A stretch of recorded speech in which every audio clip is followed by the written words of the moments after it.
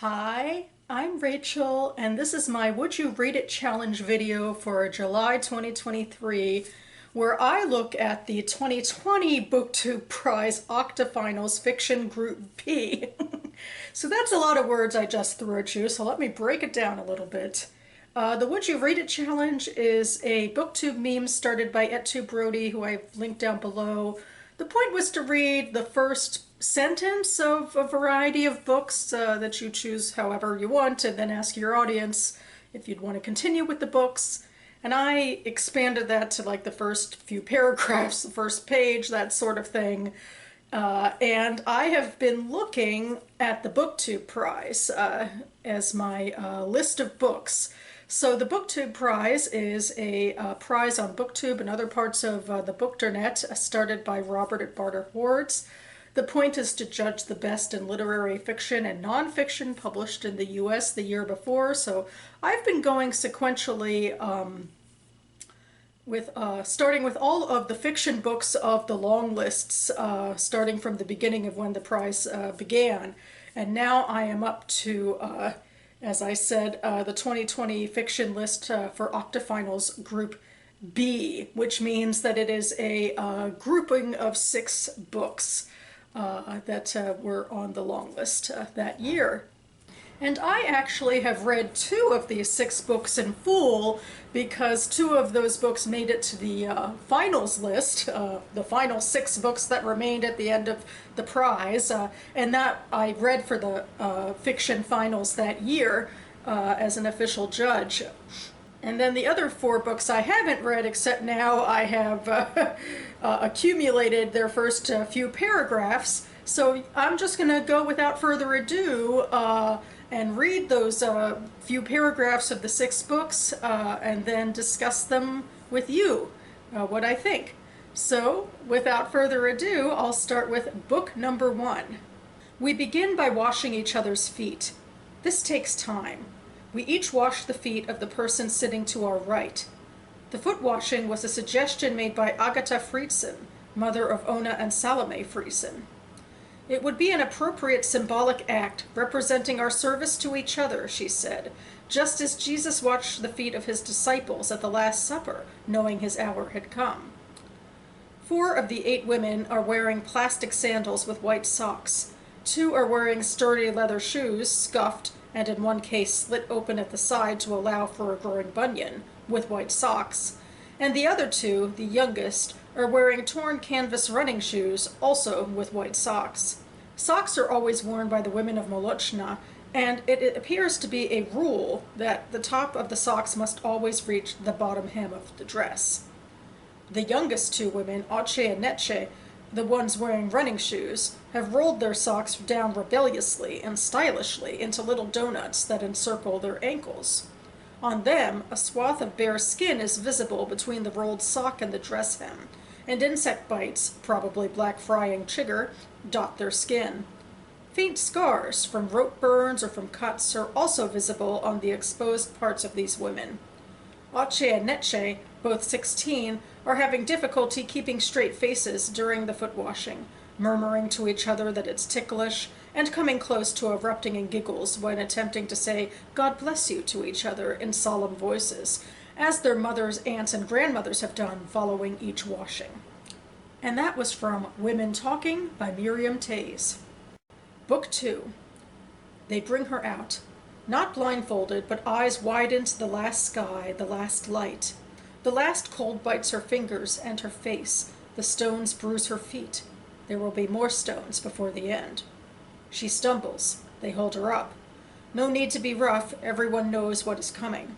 From deep inside her body, from the cord in her spine and the wide bloodways under the ribs. From the emptiness of her womb to the rising of her chest, she shakes, a body in fear. They lead the fearful body over the turf and along the track, her bare feet numb to most of the pain of rock and sharp brushes. Chanting rises, the drums sound slow, unsyncopated with the last panic of her heart. Others follow, wrapped against the cold, dark figures processing into the dusk. On arrival, they strip her. It is easy, they have put her into a loose tunic. Against the low red light of the winter sunset, her body is white as chalk, solid against the wisps of fog and the tracery of reed. She tries to cover herself with her hands and is not allowed.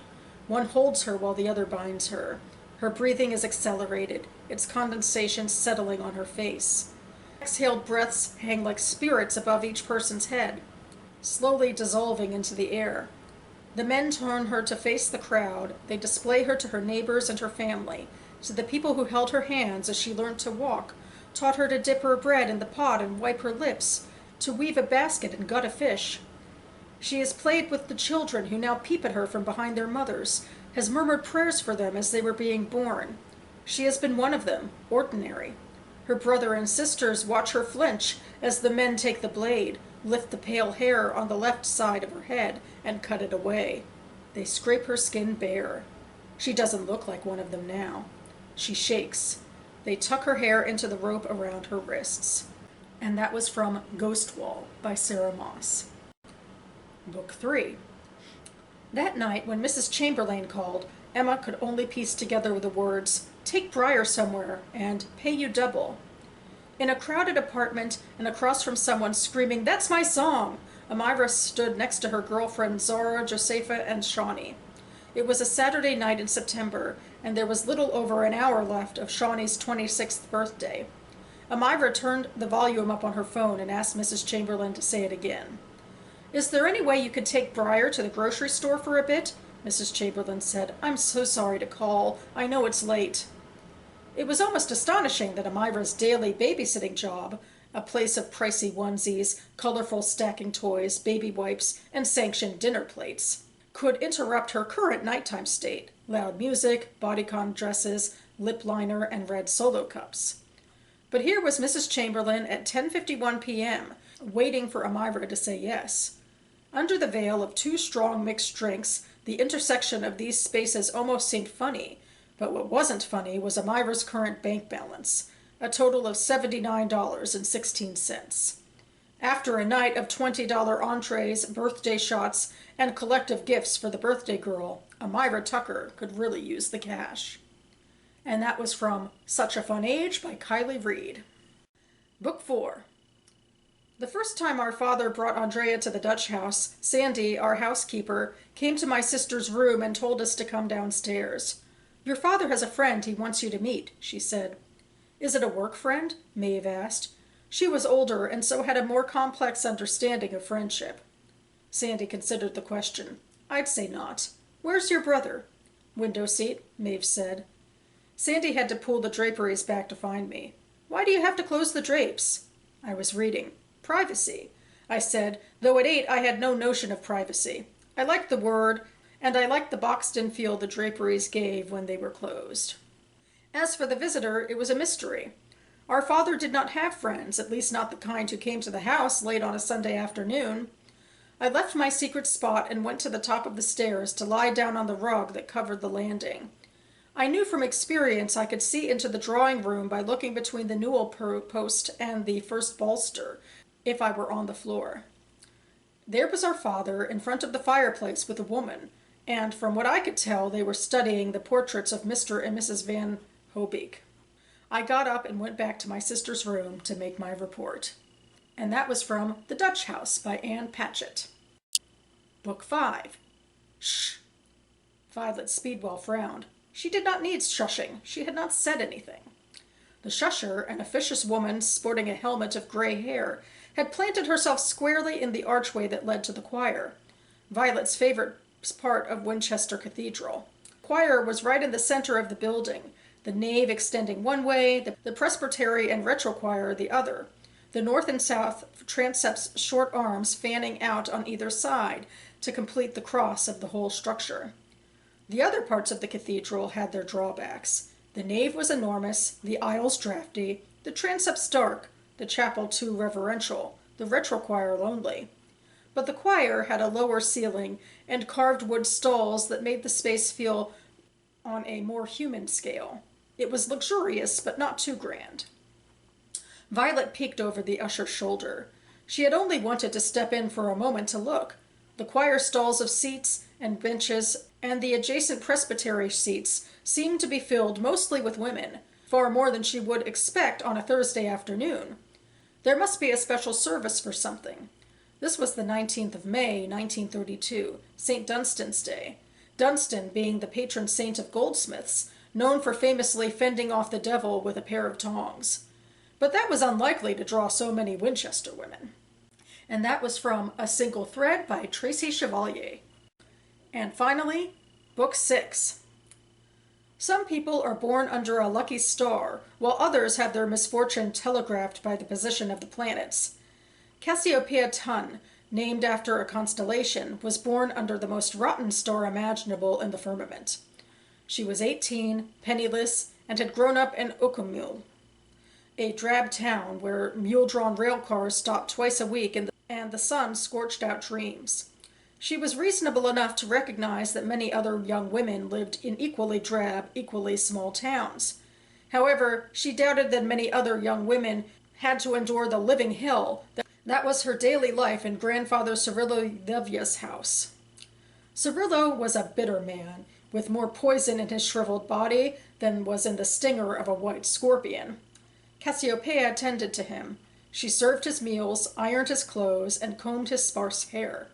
When the old brute, who still had enough strength to beat her over the head with his cane when it pleased him, was not yelling for his grandchild to fetch him a glass of water or his slippers, her aunts and cousins were out telling Cassiopeia to do the laundry, scrub the floors, and dust the living room. Do as they ask. We wouldn't want them to say we are spongers, Cassiopeia's mother told her. Cassiopeia swallowed her angry reply, because it made no sense to discuss her mistreatment with Mother, whose solution to every problem was to pray to God. And that was from Gods of Jade and Shadow by Silvia Morena Garcia. Okay, well, I guess I'll just start at the very beginning of the two books that I've read. The book at the beginning is my favorite, and it in fact won third prize ultimately in the BookTube Prize Finals for Fiction. So that was Women Talking.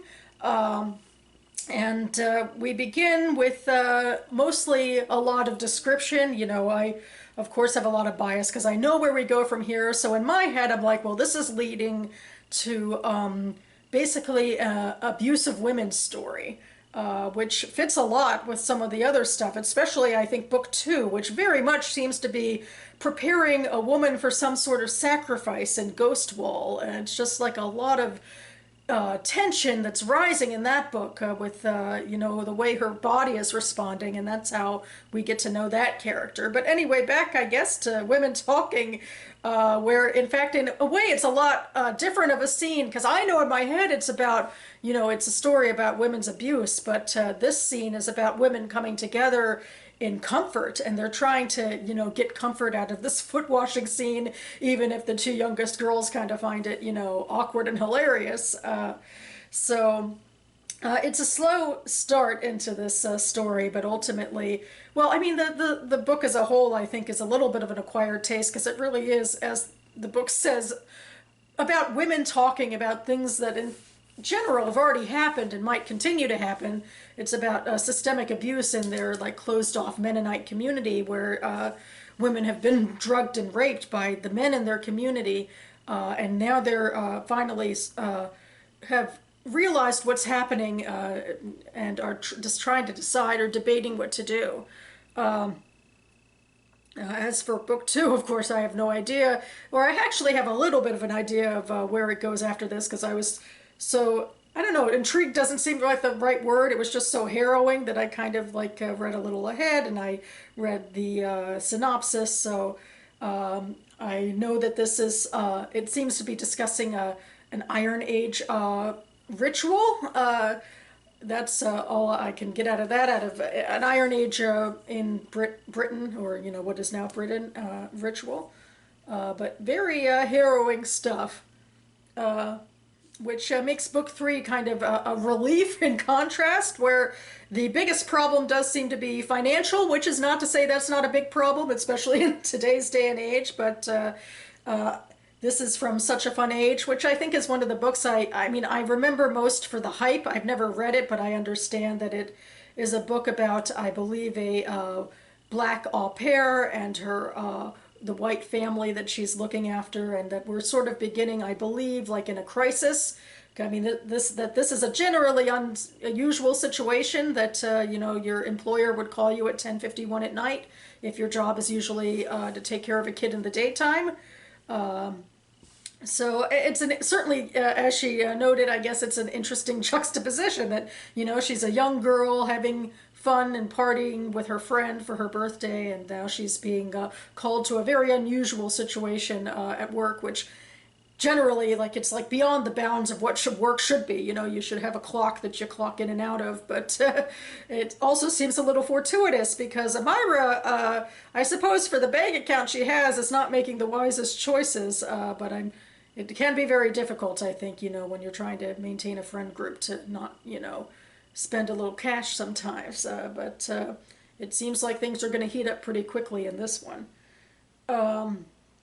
And then as for book 4, I think the Dutch House is mentioned almost immediately in it. This is an Anne Patchett book. I've read one of her other books, but not this one. And it is starting with a bit of intrigue as well that, this family, or at least a family of 3, it seems like, a father, daughter, and son are living together in this house. And then the father is upending their social life by bringing a mysterious woman home. And apparently, I guess the Dutch house is nice enough at least that they have a housekeeper. And I feel like the first scene always reminds me a little of Jane Eyre, just because Jane Eyre hid, behind some draperies in the first scene of her story. But in this case, it's a little boy. I do feel like, I wonder, I might feel differently if I read the whole thing, but the language doesn't actually seem a lot like it's coming from a young boy, not exactly, but maybe that's just sort of one of the concessions you have to make for what is not a story aimed at young boys, but is much more literary than that. And then with book 5, that is A Single Thread by Tracy Chevalier. And this is another one that made it to the Book 2 Prize finals, although it didn't medal at the end. And what I remember is I liked the story, but I didn't think it was, I feel like it was one of my least favorites. I didn't think it was well written as the others, and I was actually reading my review, and apparently the ending disappointed me, although I don't really remember what happened. What I do remember is that this is a story, well, as it said explicitly in the first few paragraphs, it takes place in the 1930s. So we're in the interwar period, we're in the UK. And it is a lot of commentary on the fact that so many men died in World War I, that Violet and her contingent of women are sort of outnumbered in, the dating and field and in the surviving field, as it were. So the fact that she is noticing so many women here, I mean, that doesn't directly speak to that, but it's something that was on my mind because it's a major part of this novel that Violet's life in particular has been upended, and she's not living the life she was intended to because there aren't as many men around for everyone to have comfortable marriage prospects. But for now, it seems like Violet's life has a slow Thursday afternoon start of having an interest in a chapel, but there's apparently some rules about who's allowed to come in or something. But we'll get more into that later in the book, I suppose.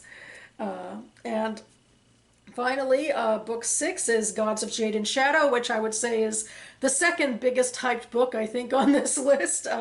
And I know that it is a book that's more speculative in tone, that there's a fantastical element. It obviously hasn't shown up quite yet, but we are returning to sort of abuse of women in this scene. It's not as bad as the earlier two, or especially the second one, but we have our main character, Cassiopeia, living with her grandfather, who's hard to be around and is even beating her. And it almost seems like a Cinderella story for her and her mother, that, they have this grandfather figure who's abusive, and aunts who, are just letting it pass and seem to only want to give Cassiopeia more work to do. So, yeah, very Cinderella sort of feel, because the mother's saying, is inferring that we can't be turned out on our ass or anything, so we have to take it. Or it seems like Cassiopeia has to take it. So I guess it's a sympathetic opening for the narrator, because she is really down on her luck. So yeah, I guess those are my thoughts. Certainly out of the books I haven't read, yeah, the second one, Ghost Wall, I wouldn't say it intrigued me the most. Maybe I'd be the most scared to actually pick it up. You kind of have to be in the right headspace, I suppose, to read about that sort of torture. Although the setting intrigues me, especially since I'm writing my own fantasy novel in an Iron Age setting. So who knows? Maybe I would give that one a try, or I could give one of the Buzzy books a try to see what I actually think of the Kylie Reed or the Silvia Morena Garcia. Maybe I'd go for those, but in general, I might not go for any of them because I have so much to read. But I definitely suggest, recommend Women Talking if contemplative literary fiction is kind of your thing and you are in a headspace to talk about the abuse, widespread community abuse of women. And that about covers it for me now. And I will leave the Goodreads links for all of these books listed down below, as well as my reviews for the 2 books I read. And in fact, speaking again of Women Talking, if you don't want to read the book, maybe you'd want to watch the movie adaptation that came out earlier this year, which I thought was pretty faithful, and it's the same sort of quiet setup. And I reviewed that movie, which I'll also link to that review down below. And I will be back next on this channel to do my next AM reading video of the month. I am officially jumping now from before my birthday to after my birthday. I'll be a little later, I'll be around Sunday at the earliest this weekend getting up my AM reading video due to birthday festivities, which I probably will talk about in more detail in that video as well. So stay tuned for that. In the meantime, thanks so much for watching, everyone, and I'll see you next time.